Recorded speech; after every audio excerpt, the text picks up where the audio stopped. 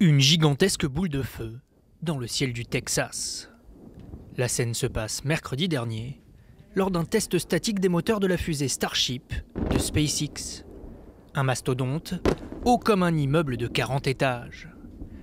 La déflagration n'a fait aucun blessé, mais de nombreux débris et résidus de carburant ont été disséminés dans l'environnement. Le pas de tir, situé à Boca Chica, est à 5 km à peine de la frontière mexicaine et de l'état du Tamaulipas. Ce mercredi, la présidente du pays dit étudier les recours légaux contre cette pollution. Une analyse générale est en cours pour déterminer quelles lois internationales sont violées.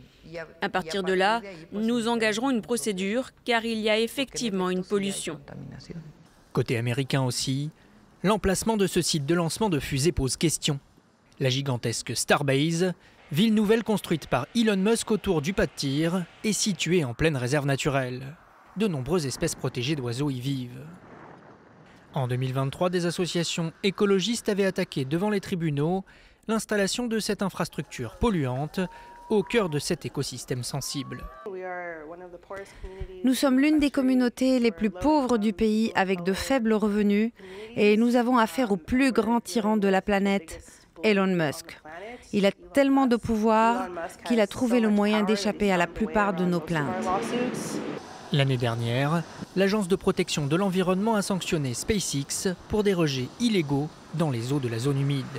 Une décision qui n'a pas empêché le régulateur américain de l'aviation d'autoriser à faire passer la cadence de lancement de Starship de 5 à 25 vols annuels.